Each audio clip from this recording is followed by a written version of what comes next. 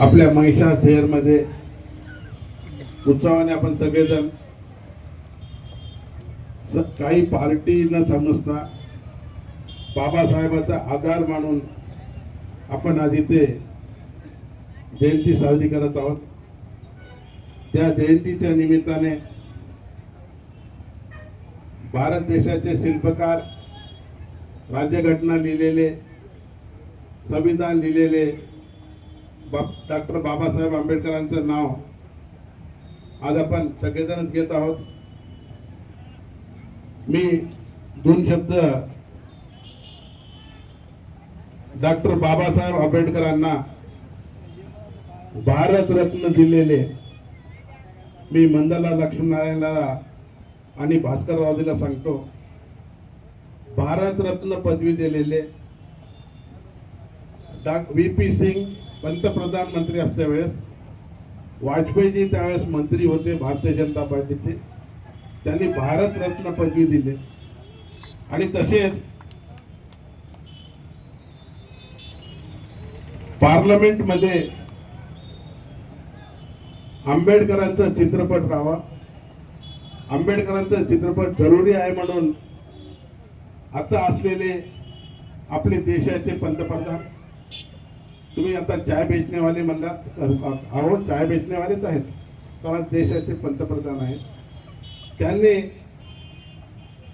Doctor Babasaheb आंबेडकरांचा चित्रपट parliament मध्ये लावले आणि त्यांचा पुतळा जे आहे न्यायमंत्रीच्या शाखामध्ये जे ऑफिस असते त्या ऑफिस मध्ये आंबेडकरांचा पुतळा लावले। सुप्रीम कोर्टामध्ये त्याने न्याय ॲडव्होकेट होते म्हणून सुप्रीम कोर्टामध्ये सुद्धा आज आंबेडकरचा पुतळा लावले।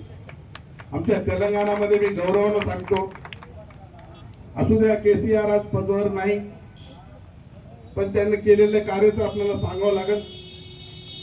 आमच्या सेक्रेटरीचं नाव, सचिवालयाचं नाव डॉक्टर BR आंबेडकर दिलेला एक व्यक्ती म्हणजे KCR आहे।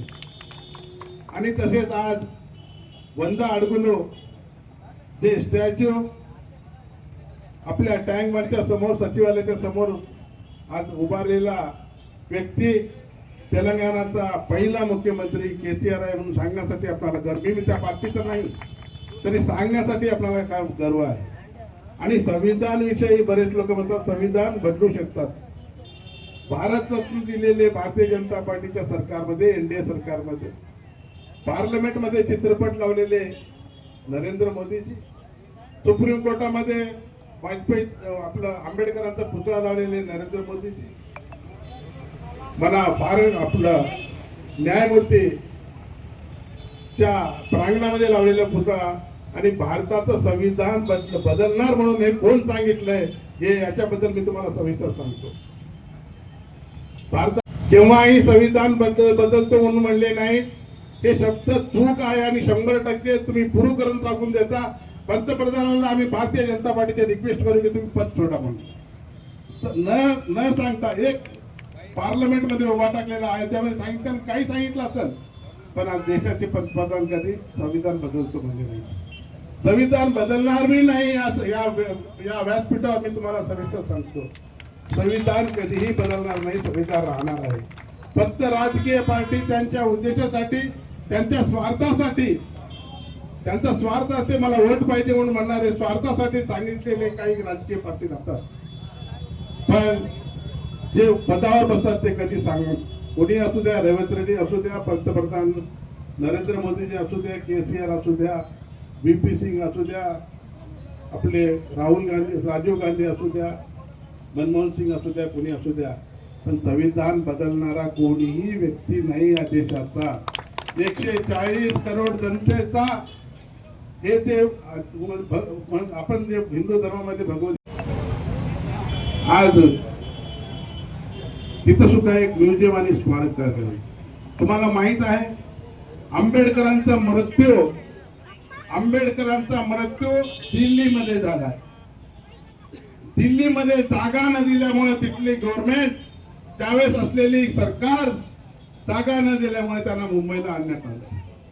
मुंबईला आणल्यानंतर दिल्लीहून मुंबई आणलेल्या खर्चाचं विमानचा खर्च त्यांच्या पत्नीला लेखीत लिहून दिले की आम्हाला खर्च पाठवून द्या म्हणून. असं केलेले काम काही पार्टी करत असतात, पण आमचे नरेंद्र मोदी भारतीय जनता पार्टी तसं करणार नाही. सर्व धर्म संविधान सगळ्यांना मिसळून घेऊन जाणार आज 370 आर्टिकलला विरोध केलेले बाबासाहेब आंबेडकर आहेत. नेहरूजी पंतप्रधान असताना विरोध केलेले 370 नको, देशात एकच संविधान एकच कॉन्स्टिट्यूशन राहू द्या म्हणून म्हणलेले 370 पुन्हा आम्ही ते रद्द करून मध्ये बायबल मानतो, बौद्ध धर्मामध्ये बौद्ध मानतो. हे जे गीता आहे, हे जे ग्रंथालय आहे, संविधान म्हणून लिहिलेलं आहे, ते देशाचं ग्रंथालय आहे, कोणा समाजाचं, कोणा जातीचं, कोणी पातीचं. आणि तसेच आज आमचे नरेंद्र मोदीजींनी पंचतीर्थाला अभिवृद्धी म्हणून 5 ठिकाणी डॉक्टर बाबासाहेब आंबेडकरांनी त्यांचं आयुष्य घातलंय. त्या ठिकाणी आज डेव्हलपमेंटसाठी काही करोडो रुपये दिले. आज तुम्हाला माहित आहे जन्मभूमी मोहामध्ये मध्य प्रदेशमध्ये जन्मले, त्या ठिकाणी सुद्धा आज 200 करोड रुपये देऊन तिथं डेव्हलपमेंट करायचं. शिक्षाभूमी आज लंडन मध्ये जाऊ नये, परदेशात जाऊ नये, तिथं त्यांचं स्मारक आणि एक म्युझियम उभारणार आहे. दीक्षाभूमी तुम्हाला सगळ्याला माहित आहे. नागपूर येथे लाखोच्या लोकांमध्ये त्यांनी बौद्ध धर्म स्वीकारले.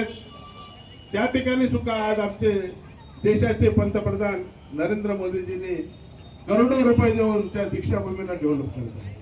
आणि तसेच महापरिनिर्वाण दिल्लीला आंबेडकर निवासामध्ये ज्यावेळेस त्यांनी संविधान लिहिले, आंबेडकर तिथं लाईफ गुजरले, त्या ठिकाणी सुद्धा एक म्युझियम तयार करायचे. आणि तसेच चैतन्यभूमी ज्या वेळेस आंबेडकरचा अंत्यविधी संस्कार मुंबईमध्ये झाले,